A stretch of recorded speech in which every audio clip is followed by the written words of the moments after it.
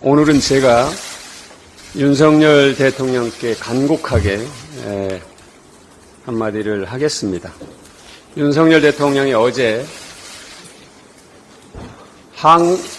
항구적 한반도 평화체제를 구축하기 위한 종전선언을 추진했던 전임 민주당 정부를 반국가 세력으로 규정했습니다.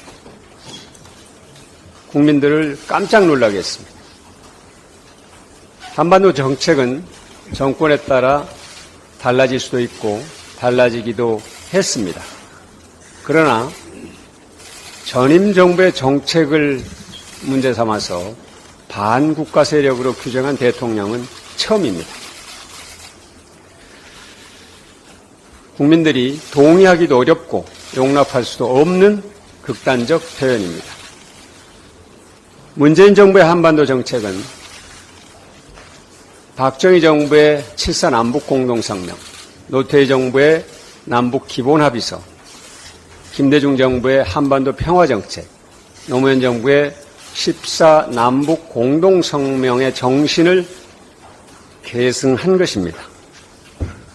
이는 한반도 평화체제와 평화경제를 바탕으로 다음 세대의 평화와 번영의 미래를 넘겨주기 위한 절실하고도 절박한 노력이라는 것을 모르는 국민은 없습니다. 대한민국 대통령에게 요구되는 국정운영의 핵심 가치 가운데 하나는 국민 통합입니다. 대통령의 어제 언급은 이 국민 통합의 정신을 전면적으로 부정한 것은 아닌지 심각하게 우려됩니다. 헌법과 민주적 절차에 따라 국민의 선거로 뽑히고 또 국민의 동의 위에서 추진된 한반도 정책을 문제 삼아서 전임 정부를 반국가 세력으로 규정한 것은 국민 통합의 정신에 정면 대치됩니다. 대통령의 인식과 말이 국민을 걱정스럽게 하면 할수록 국정 운영은 점점 어려워질 수밖에 없습니다. 상식으로 돌아와서 국민을 보고 정치를 복원하는 데 힘써야 할 때입니다. 내일 본회의에서 국민들이 절실히 원하는 법안들을 통과시키도록 하겠습니다. 후쿠시마 핵물질 오염수 해양 투기를 막기 위한 국회 결의안도 통과시키겠습니다. 민주당은 국회 농림해양수산위원회에서 통과된 결의안에 정부와 여당의 촉구한 7대 제안을 포함시켜서 수정안을 통과시킬 계획입니다. 7대 제안을 담은 수정안은 궁극적으로 정부와 여당을 돕는 일이 될 것입니다. 정부가 일본을 상대로 협상력을 높이고 국제사회의 폭넓은 동의와 지지를 얻을 수 있는 방안입니다. 국민의 불안을 해소하기 위해서 6개월의 시간을 갖고 모든 방안을 강구하자는 것입니다.